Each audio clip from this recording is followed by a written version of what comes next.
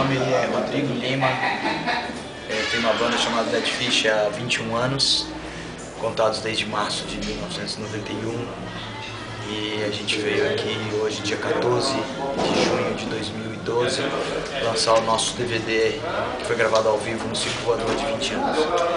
Cara, num dos teasers de divulgação do DVD tem uma fala tua que, no primeiro teaser, que fala que ficou bastante ansioso assim com a gravação. Por que isso, cara? Mesmo depois da gravação do ao vivo, do MTV Apresenta, enfim, ainda tem essa ansiedade antes dos shows? Em todos. Uns mais, outros menos, mas era muita responsa ali. Era um áudio que a gente ia fazer com uma chance e era um comemorativo de 20 anos no Circo Voador. O Circo Voador é uma casa muito representativa pra gente, porque é uma casa que ela lançou muita gente pro rock brasileiro e era muito importante e relevante, assim. Eu acho que se eu fosse fazer de novo ia acontecer a mesma coisa, sabe? E deu tudo certo? Não, nem tudo deu certo. Mas isso que é o grande lance, a grande That's rock and roll. parada. Não pode dar tudo certo. O que não deu certo, por exemplo? Eu errei, no meio do DVD tem eu errando uma letra de uma música. E voltaram a repetir? Porque eu me desconcentrei. Não repetimos nada. Foi roteira. A gente repetiu o começo do show por causa de um problema de áudio. Da casa. Mas aí mas o show começou tarde, aí a gente resolveu repetir, isso era 3 e tanto da manhã, quase 4. Todo mundo exausto, suado, não sei se funcionou. E foi um puta show. Cara, não foi o melhor show que a gente fez no Circo Voador na nossa vida. Eu acho que a responsabilidade de estar sendo gravado ali pesou. Principalmente nas 5, 6 primeiras músicas, assim.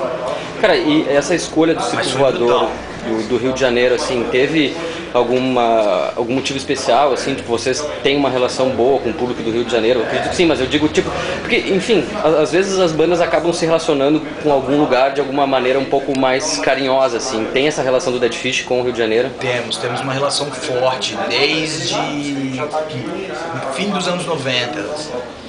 O público do Rio sempre é um público diferente, assim, eles têm um humor diferente. Dá pra você ver isso nessas coisas que a Globo faz, tem aquele humor.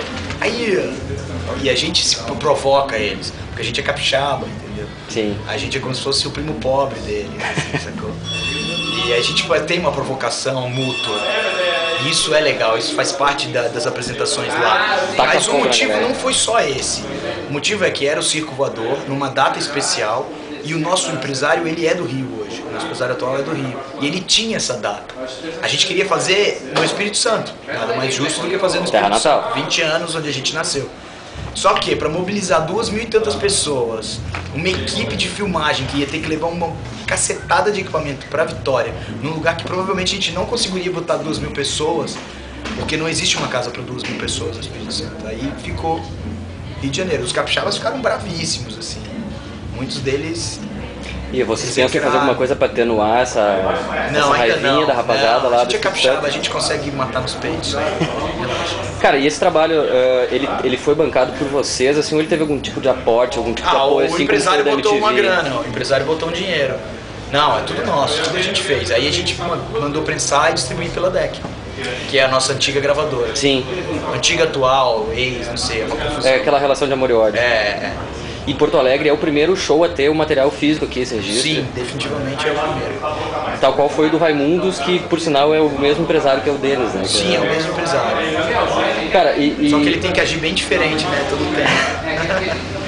Cara, pelos teasers a gente percebe também que rolou aquela tradicional insanidade coletiva no show do Dead Fish ali, pô, stage dives, moshes e Headwalkings e o gruas quebradas e... Cara, todo show do Dead Fish ainda é isso, e da parte de vocês, assim, como é que é manter esse pique todo, tipo, transparecer isso pra galera, porque eu acho que é uma bola de neve, né? Tipo, a banda tá mostrando interesse, o público às vezes tá frio, mas aí vai esquentando e aquilo retribui pro artista que tá ali em cima, e aí que vira aquela insanidade. Vira uma espiral de caos, cara, de energia caótica, assim. Eu costumo dizer que muitos shows do Dead Fish, as coisas se confundem de uma forma. Até eu já me equivoquei muito, né, quando estando nesse espiral energético de energia.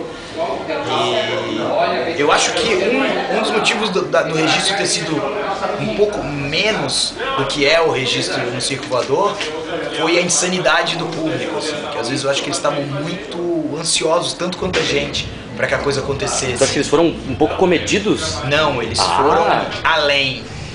Aí teve uma hora que eu tive que pedir, falar, olha, eu nunca faço isso. Eu nunca faço isso. Pelo amor de Deus, vai devagar, porque vai acabar estragando o rolê. Um trilho com uma câmera já tinha sido destruído, umas outras 2 câmeras estavam no meio do campo também, já tinham ido pro cacete.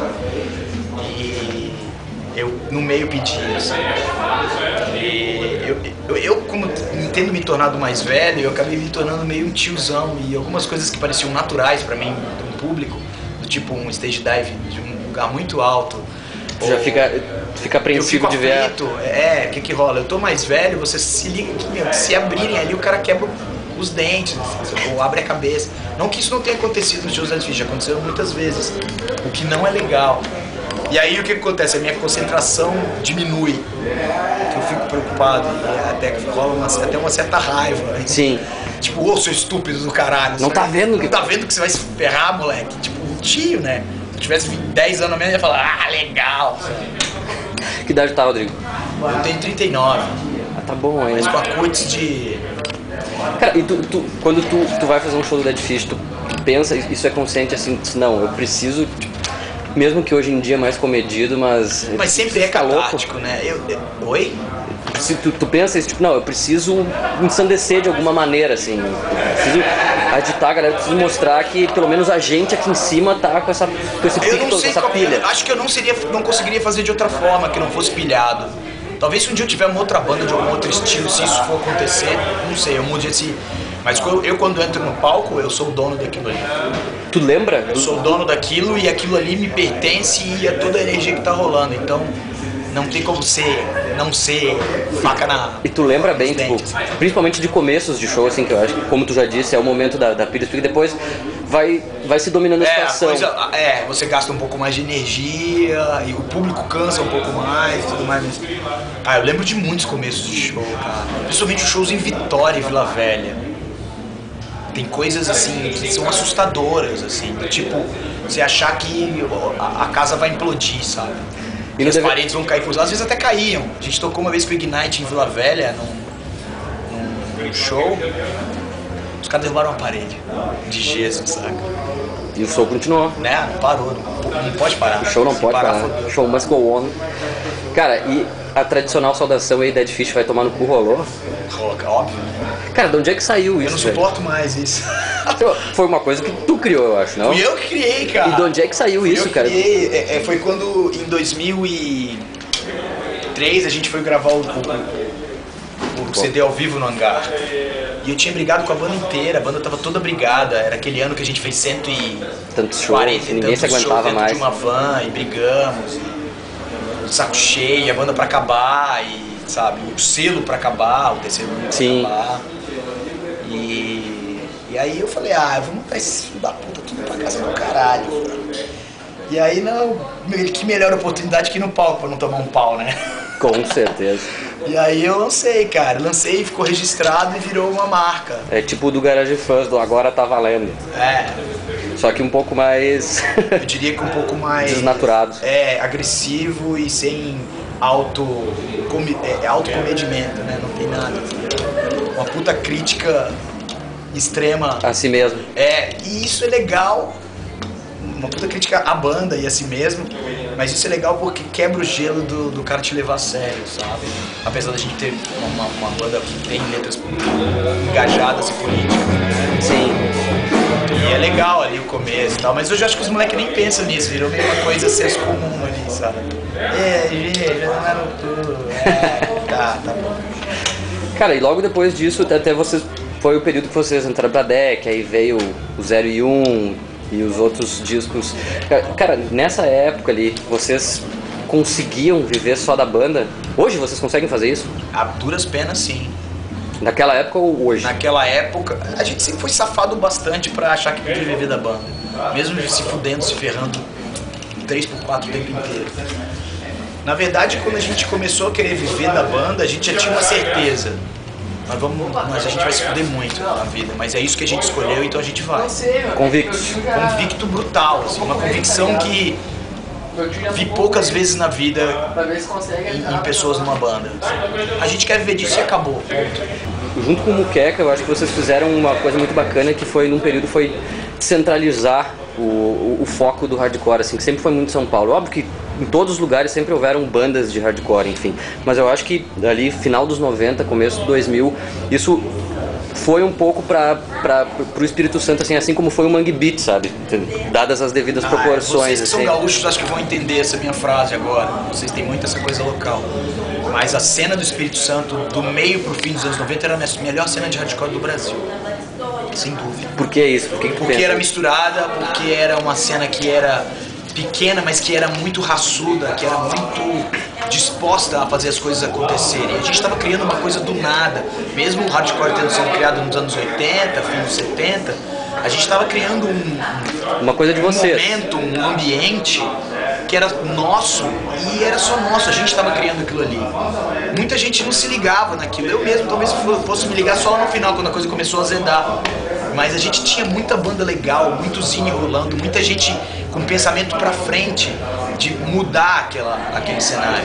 O Espírito Santo sempre foi um lugar violento, sempre foi um lugar provinciano, sempre foi um lugar de pessoas com cabeça muito assim. E a gente queria mudar aquilo tudo e a gente mudou.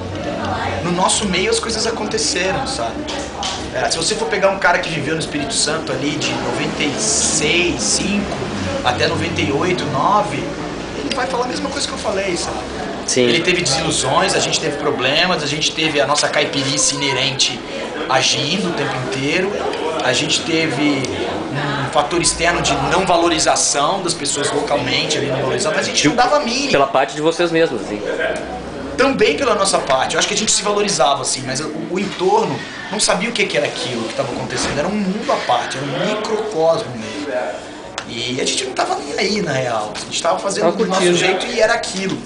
E eu lembro que a gente fala, pô, São Paulo, né? São Paulo onde as coisas acontecem, onde tudo é primeiro e tal. E eu lembro as primeiras vezes que eu fui pra São Paulo, depois de ter banda, depois de já ter disco, eu falava, é legal, mas é segmentado, as pessoas brigam. Segmentado do tipo, pô, o hardcore melódico não toca com os Nova York, que não toca com os grind, que não toca com os grind, que não toca com os metal.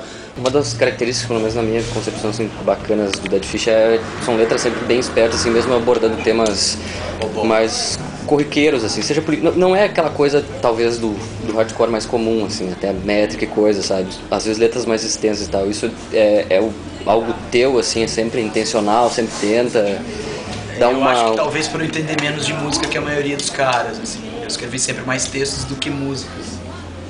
E na base da inocência eu acho que isso encaixou, a coisa aconteceu, a gente criou uma coisa diferente, sem querer.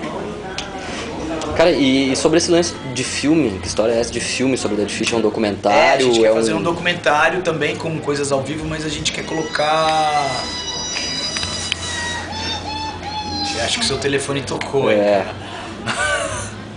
Então a gente quer colocar coisas raras, assim, uns vídeos raros que não estão na internet. Mostrar o Dead Fish em cada lugar que a gente vai, porque a gente não é mais uma banda só local, sabe? A gente tem um público em Recife, a gente tem um público em Brasília, a gente tem um público no Rio. E todos esses públicos são relevantes e diferentes entre si. A gente queria contar a nossa história e mostrar essas peculiaridades locais, entendeu? Essa é a ideia, a grosso modo. Não sei se vai acontecer assim. Cara, e o trabalho novo? Vocês já estão trabalhando em cima das músicas? Já tem som novo? Já estão gravando? Já tem. A gente toca hoje um som novo, que já é desde o ano passado a gente tem ele. E a gente está trabalhando um set novo, uma demona. Assim, 15, 20 músicas. E dali a gente vai peneirar e tirar as que a gente quer. Cara, e política? Política sempre foi uma das inspirações do Dead Fish, assim, continua sendo. Em ano de eleição, qual é o recado que o Rodrigo deixa pra rapaziada aí? Eu não suporto mais essa gente, cara. Não dá mais. Não dá. Eu acho que eu comecei lá atrás acreditando muito mais na esquerda e hoje eu tenho uma postura muito mais cética quanto a isso.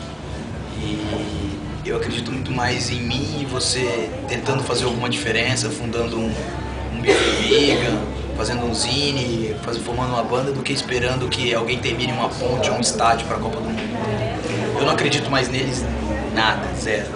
E ainda eu me senti uma pessoa política pra caralho. E ainda é fonte de inspiração pro Dead Fish, nas letras, principalmente? É a vida cotidiana, né, cara? Não adianta, a gente tá à mercê dessa gentalha, né? Então, não tem como não pontuar esse aspecto.